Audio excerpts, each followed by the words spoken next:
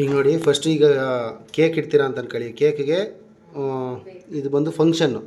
ಇಲ್ಲಿ ನೋಡಿ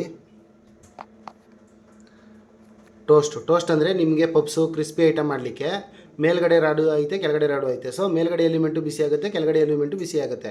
next grill. Suppose tandoori item ಮಾಡ್ತೀರಾ ಅಂದರೆ ಗ್ರಿಲ್ಲು ಮೇಲ್ಗಡೆದು ಮಾತ್ರ ಎಲಿಮೆಂಟ್ ಬಿಸಿ ಆಗುತ್ತೆ. ಇದು ಅಂದರೆ ಇದು ನೋಡಿ ರೋಸ್ಟ್ ಪ್ಲಸ್ ಕನ್ವೆನ್ಷನ್. ಇದರಲ್ಲಿ ಏನಂತಂದರೆ ಕೆಳಗಡೆ ಎಲಿಮೆಂಟ್ ಬಿಸಿ ಆಗುತ್ತೆ, ಕೆಳಗಡೆ ಎಲಿಮೆಂಟ್ ಪ್ಲಸ್ಸು ಫ್ಯಾನ್ ಆನ್ ಆಗುತ್ತೆ. ಸೊ ನೆಕ್ಸ್ಟ್ ಬಂದು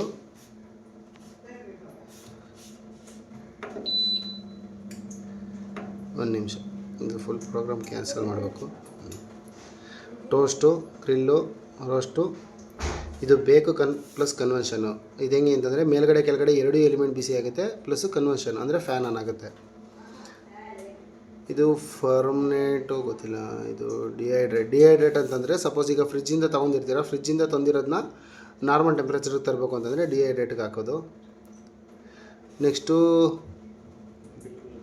ಕನ್ವೆನ್ಷನ್ ರೋಟಸರಿ. ಈಗ ತಂದೂರಿ ಐಟಮ್ ಮಾಡಲಿಕ್ಕೆ, ಕ್ರಿಸ್ಪಿ ಐಟಮ್ ಮಾಡಲಿಕ್ಕೆ ಇದನ್ನು ಯೂಸ್ ಮಾಡ್ತೀವಿ. ನೆಕ್ಸ್ಟು ಡಿಫ್ರೋಸ್ಟ್ ಅಂತಂದರೆ ಸೇಮು ಫ್ರಿಜ್ಜಲ್ಲಿ ತಂದಿರೋದನ್ನು ನಾರ್ಮಲ್ ಟೆಂಪ್ರೇಚರ್ ತರೋದಕ್ಕೆ ಇದನ್ನು ಯೂಸ್ ಮಾಡ್ತೀವಿ. ಏನಿಲ್ಲ ಈಗ ನೋಡಿ ಜಸ್ಟ್ ನಾನು ಎಲ್ಲದಕ್ಕೂ ಸೇಮ್ ಪ್ರೊಸೀಜರೇ. ಟೋಸ್ಟ್ಗೆ ಹಾಕ್ತೀನಿ. ಟೋಸ್ಟ್ ಆದಮೇಲೆ ಇಲ್ಲಿ ಟೆಂಪ್ರೇಚರ್ ಕೇಳ್ತೈತೆ. ಫಂಕ್ಷನ್ದು ಇದು ನಾಬು. ನೆಕ್ಸ್ಟ್ ಇದು ಟೆಂಪ್ರೇಚರ್ದು, ಇದು ಸ್ಟಾಪು ಟೈಮಿಂಗ್ ಕೊಡೋದು.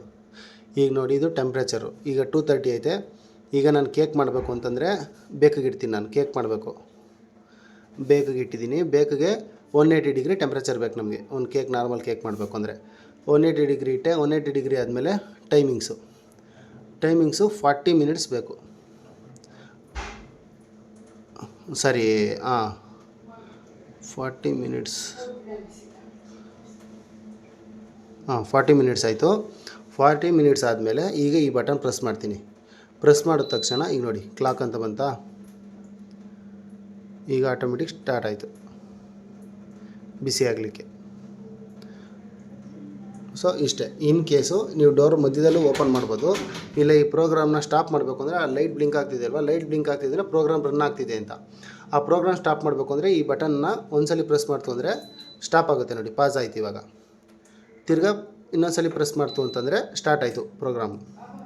ಸೊ ಈ ಪ್ರೋಗ್ರಾಮ್ ಕಂಪ್ಲೀಟು. ಈಗ ರನ್ ಆಗ್ತಾ ಇರೋ ಪ್ರೋಗ್ರಾಮ್ನ ಕ್ಯಾನ್ಸಲ್ ಮಾಡಬೇಕು ಅಂದರೆ ಇದೇ ಬಟನ್ನ ಲಾಂಗ್ ಪ್ರೆಸ್ ಮಾಡಿ ಇಟ್ಕೊಂಡ್ರೆ ಫುಲ್ ಪ್ರೋಗ್ರಾಮ್ ಎರೇಸ್ ಆಗುತ್ತೆ. ನೋಡಿ ಫುಲ್ ಪ್ರೋಗ್ರಾಮ್ ಎರೇಸ್ ಆಯಿತು. ಸೊ ಈ ಥರ